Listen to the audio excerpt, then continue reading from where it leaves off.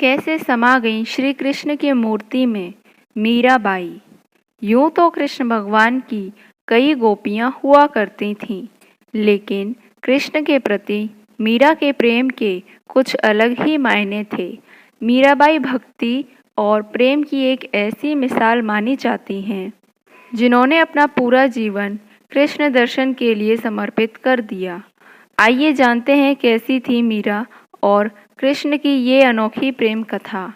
मीराबाई का जन्म सन 1498 में राजस्थान के एक राजपूत घराने में हुआ था। उनके पिता का नाम रतन सिंह और माता का नाम वीर कुमारी था। मीरा कृष्ण की बहुत बड़ी भक्त थी। जब वह 4 वर्ष की थीं तब उन्होंने अपने घर के पास हो रहे एक विवाह को देखकर बेहद मासूमियत के साथ अपनी माँ से पूछा कि प्यारी माँ, मेरा दूल्हा कौन होगा। मीरा के इस सवाल पर उनकी माँ ने मुस्कुराते हुए श्री कृष्ण की मूर्ति की तरफ इशारा करते हुए कहा था कि मेरी प्यारी मीरा, श्री कृष्ण तुम्हारे वर होंगे। जिसके बाद से ही मीरा श्री कृष्ण को अपना स्वामी मानकर उनके प्रेम में विलीन हो गई। कुछ समय बाद ही मीरा की माँ का निधन हो गया था। जब मीरा बड़ी हुई तो उनके मन में ये विश्वास था कि श्री कृष्ण उनसे शादी करने जरूर आएंगे। मीरा बेहद खूबसूरत और स्वभाव की कोमल थीं। वे बहुत सुरीली आवाज़ में गाना गाती थीं। लेकिन मीरा की शादी मेवाड़ के महाराणा सांगा के पुत्र राणा सांगा से हुई। मीरा ये शादी नहीं करना चाहती थीं, लेकिन परिवार के जोर देने पर उन्हें ये शादी करनी पड़ी। माना जाता है कि शादी के बाद भी मीरा का प्रेम कृष्ण के लिए कम नहीं हुआ। विदाई के समय कृष्ण की वही मूर्ति अपने साथ लेकर गई जिसे उनकी माँ ने उनका दूल्हा बताया था। शादी के बाद मीरा ससुराल के कामकाज पूरे करने के बाद रोजाना कृष्ण के मंदिर जाया करती थीं। वहां जाकर वह श्री कृष्ण की मूर्ति की पूजा करती, उनके लिए मधुर आवाज में भजन गाती और नृत्य भी करती थीं। मीरा का कृष्ण के लिए प्रेम उनकी ससुराल वालों को बिल्कुल पसंद नहीं था। उनकी सास ने उन्हें दुर्गा माँ की आराधना पर जोर दिया, क्योंकि उनके ससुराल वाले दुर्गा देवी में बेहद विश्वास रखते थे। लेकिन ससुराल वालों के श्री कृष्ण की आराधना से रोकने पर मीरा ने साफ कह दिया कि मैं पहले ही अपना जीवन कृष्ण के नाम पर कर चुकी हूँ। इसके बाद मीरा की ननद उदाबाई ने उन्हें बदनाम करने की कोशिश की। उदाबाई ने अपने भाई राणा से कहा कि मीरा का किसी के साथ प्रेम संबंध है और उसने मीरा को उस व्यक्ति के साथ देखा है। ये सुनकर राणा बेहद क्रोधित हुए और आधी रात बहन उदाबाई के साथ मंदिर जा पहुँचे। मंदिर पहुंचकर उन्होंने मीरा को मूर्ति के साथ अकेले ही बातें करते हुए देखा। ये देखने के बाद वह गुस्से से चिल्लाए कि मीरा, अपने जिस प्रेमी से तुम बातें कर रही हो उसे मेरे सामने लेकर आओ। इसके जवाब में मीरा श्री कृष्ण की मूर्ति की ओर इशारा कर कहती हैं कि ये मेरे स्वामी हैं, इनसे मेरा विवाह हो गया है। ये सुनने के बाद राणा का दिल टूट जाता है, लेकिन फिर भी वह पूरी श्रद्धा से अपना पति धर्म निभाते हैं और आखिरी सांस तक मीरा का साथ देते हैं। मीरा का देवर विक्रमादित्य चित्तौड़गढ़ के नए राजा के रूप में चुना गया था। उनको कृष्ण के प्रति मीरा की भक्ति और लोगों के साथ मीरा का मेल जोल पसंद नहीं था। उन्होंने मीरा को मारने के लिए फूलों के हार की एक टोकरी भेजी जिसके अंदर जहरीला सांप था।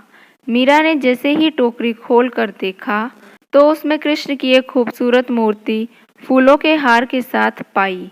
इसके अलावा विक्रमादित्य ने मीरा को मारने के लिए प्रसाद में भी जहर मिलाकर भेजा। मीरा जानती थी कि उस प्रसाद में जहर है, फिर भी मीरा ने वो जहरीला प्रसाद ग्रहण कर लिया, क्योंकि उन्हें विश्वास था कि कृष्ण जी उनको जहर से बचा लेंगे। जब मीरा को मारने की कोशिशें हद से ज़्यादा बढ़ गईं, तो मीरा ने तुलसीदास को एक खत लिखकर उनसे उनकी राय मांगी। तुलसीदास ने जवाब में लिखा कि उन्हें त्याग दो जो तुम्हें नहीं समझ सकते हैं। भगवान के लिए प्रेम ही सच्चा प्रेम होता है। दूसरे रिश्ते झूठे और वक्ती होते हैं। मीरा का जीवन उस समय पूरी तरह बदल गया जब अकबर और तानसेन वेश बदलकर मीरा के गाने सुनने चित्तौड़गढ़ के मंदिर आ पहुँचे। उन्होंने मीरा के पवित्र चरण छूकर कीमती जवाहरात की माला कृष्ण की मूर्ति के आगे रख दी। जैसे ही राणा को ये सूचना मिली, वह बेहद क्रोधित हो गए, जिसके बाद उन्होंने गुस्से से मीरा को कहा कि जाकर डूब मरो और जीवन में कभी भी अपना चेहरा मत दिखाना। तुम्हारी वजह से मेरी और मेरे परिवार की बहुत बदनामी हो चुकी है। तुमने हमें लांछित किया है। मीरा ने राणा की कही बातों का पालन किया और वह गोविंदा गिरधारी गोपाल जपते जपते कृष्ण के ख्यालों में नाचते गाते नदी की ओर बढ़ने लगी। जैसे ही मीरा ने नदी में कूदने की कोशिश की, पीछे से किसी ने उनके हाथ को थाम लिया और वह गिरने से बच गई। मीरा ने मुड़कर देखा तो अपने प्रेमी कृष्ण को पाया। कृष्ण को अपने पास देखकर मीरा को विश्वास नहीं हुआ और वह कृष्ण की गोद में बेहोश होकर गिर पड़ी। ये देखकर कृष्ण मुस्कुराए और मीरा के कान में बोले, मेरी प्यारी मीरा, तुम्हारा जीवन नश्वर रिश्तेदारों के साथ समाप्त हो चुका है। अब तुम आज़ाद हो, खुश रहो। तुम मेरी हो और हमेशा मेरी ही रहोगी। इसके बाद मीरा वृंदावन चली गई। मीरा के वृंदावन चले जाने पर वृंदावन आकर मीरा से माफ़ी मांगते हैं और अपने साथ चलने को कहते हैं, लेकिन मीरा साथ चलने से इनकार कर कहती हैं कि मेरा जीवन कृष्ण से जुड़ा है। ये सुनने के बाद पहली बार राणा कृष्ण के प्रति मीरा के प्रेम की भावना को समझते हैं और वृंदावन से लौट जाते हैं। लेकिन कुछ समय बाद मीरा भी मेवाड़ लौट जाती हैं और अपने पति राणा से विनती करती हैं कि वह उन्हें कृष्ण के मंदिर में रहने की अनुमति दे। माना जाता है कि जन्माष्टमी के पर्व पर द्वारका में कृष्ण के मंदिर में मीरा कृष्ण से कहती हैं कि ओ गिरधारी, क्या आप मुझे बुला रहे हैं? मैं आ रही हूँ। मीरा को ये कहते सुन राणा और वहाँ मौजूद सभी लोग हैरान रह जाते हैं।